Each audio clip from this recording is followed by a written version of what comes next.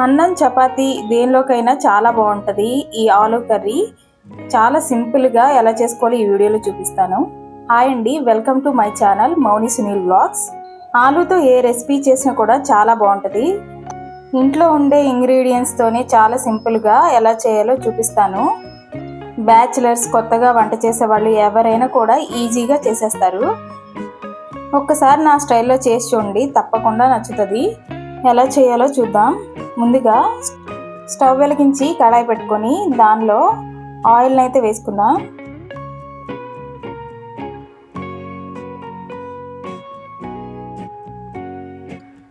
Oil heat అయ్యాక సన్నగా cut చేసుకున్న 2 పెద్ద ఉల్లిపాయలు, 3 పచ్చిమిర్చిని కూడా వేసి ఫ్రై చేసుకోవాలి.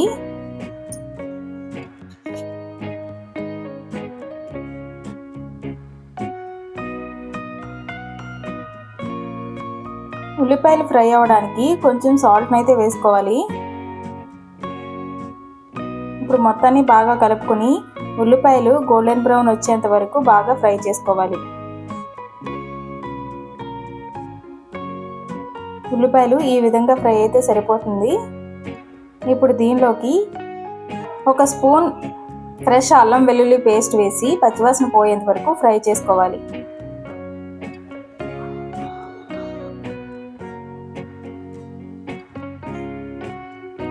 అల్లం వెల్లుల్లిపాయలు పచ్చివాసన పోయిన తర్వాత 1/2 టీ స్పూన్ ధనియాల పొడి, 1/2 టీ స్పూన్ జీలకర్ర పొడి వేసి బాగా ఫ్రై చేసుకోవాలి.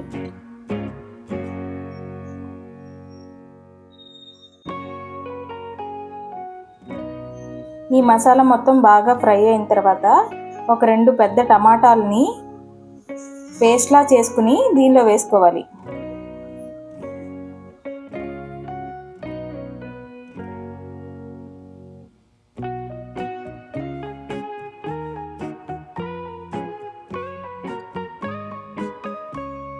ఈ మొత్తాన్ని బాగా కలుపుకొని కొంచెం సాల్ట్, అలాగే 2 టేబుల్ స్పూన్ల కారం కూడా వేసుకుందాం. ఇప్పుడు మొత్తాన్ని ఒకసారి బాగా కలుపుకొని మూత పెట్టి ఒక 2 నిమిషాలు అయితే మగ్గించుకుందాం. 2 నిమిషాల తర్వాత మూత తీసి బాగా కలుపుకొని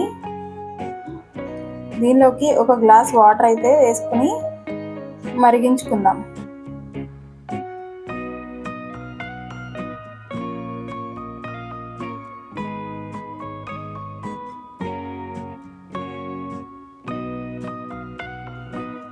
ఇలా బాగా కలుపుకున్న తర్వాత ఈ గ్రేవీలో ఉప్పు సరిపోయిందో లేదో చూసుకొని టేస్ట్కి సరిపడా సాల్ట్ని అయితే వేసుకుందాం.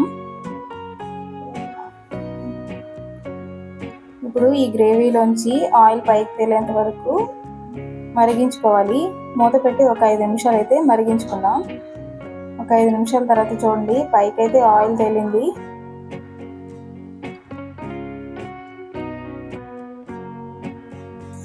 ఈ గ్రేవీ మొత్తం బాగా మరిగిన తర్వాత 1/2 కేజీ ఆలుని కుక్కర్లో వేసి కొంచెం సాల్ట్ అయితే వేసి ఉడికించుకోవాలి.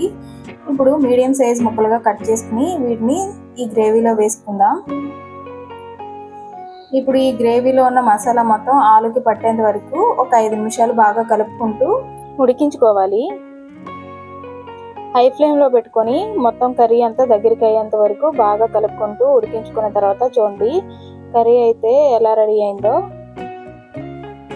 ఈ విధంగా దగ్గరికి అయిన తర్వాత లాస్ట్లో మనం కొంచెం కరివేపాకు, అలాగే కడిగి పెట్టుకున్న సన్నగా కట్ చేసుకున్న కొత్తిమీరను కూడా వేసి గార్నిష్ చేసుకుంటే మన వేడి ఆలు కర్రీ అయితే రెడీ అయిపోతుందండి. చాలా ఈజీగా చేసుకోవచ్చు. మీరు కూడా ఒకసారి తప్పకుండా ట్రై చేయండి. మీకు ఎలా కుదిరిందో కామెంట్ చేయండి. మా రెసిపీస్ నచ్చినట్లయితే మా ఛానల్ని సబ్స్క్రైబ్ చేసుకొని మాకు సపోర్ట్ చేయండి. నెక్స్ట్ ఏం రెసిపీ చేయాలో కామెంట్ చేయండి. ఈ వీడియో నచ్చితే ఒక లైక్ చేయండి.